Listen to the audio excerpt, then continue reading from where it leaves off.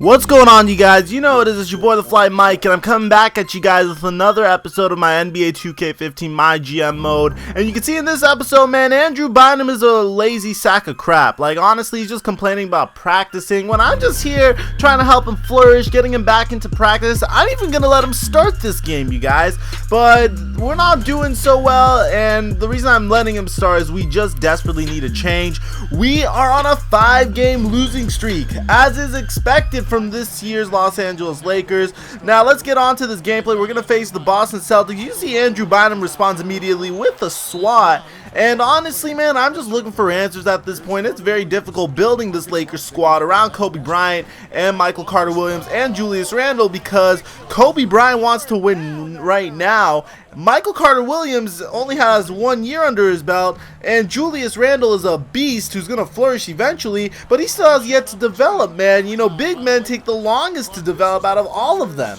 So, honestly, I'm kind of here having my hands tied. I'm not really sure what to do. I do not want to trade the future of this roster just to keep one of our Hall of Famers happy, although he definitely does deserve it. So, I'm pretty much finding myself looking for trades that just make sense, that could turn us into a winner right now. And that's the problems we're having. But at the same time, I have the owner breathing down my neck, and the main reason for that is I am not producing results. There's a reason I was brought in, and that's to build a contender. Sure, he's not expecting much this year, but at the same time, we're the Los Angeles Lakers. The Los Angeles Lakers don't really like to rebuild through the draft, so I really have to figure out a way to bring on some nice talent, especially because this year's draft class is looking really weak, man. I looked at the NBA draft board, and I'm going to also show it to you guys a little bit later. It is a bunch of random user-generated players, but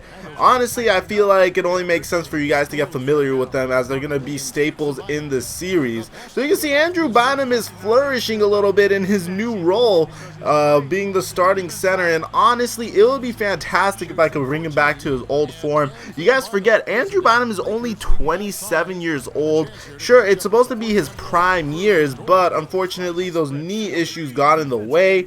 But honestly, man, if I could get him some more post moves, you know, get him better in the post, then I don't see why not Andrew Bynum can't be a better player and be an all-star again, maybe even for like a year or two. I don't know. Maybe I'm just being hopeful, man. It just sucks that he's not as good anymore.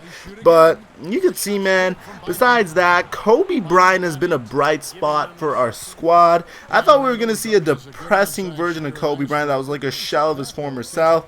On top of that, Michael Carter-Williams is really coming to his own, man. You could already see him and Julius Randle are just getting along perfectly, and that should be the main primary goal of the season. That's just establishing chemistry with MCW and, of course, Julius Randle. But on top of that, we have another point guard, Jordan Clarkson, who I just decided to give him some time today, and look at how he's doing. These are 3 straight possessions in a row, man, and he's going to reward me with 3 straight assists. The first one to Ryan Kelly, the second one is to Wesley Johnson, and then check this one out, man. He's gonna go back to the pick and roll with Ryan Kelly, doing some nice moves. Doesn't matter if Marcus Smart is on him, he's gonna make his play, finding Ed Davis, and Ed Davis is gonna finish that. That's another great blessing I have, man, because believe it or not, Ed Davis is also doing really well on our squad, and I have to look at his age. I think he's only 26. I feel like I could definitely develop him as well.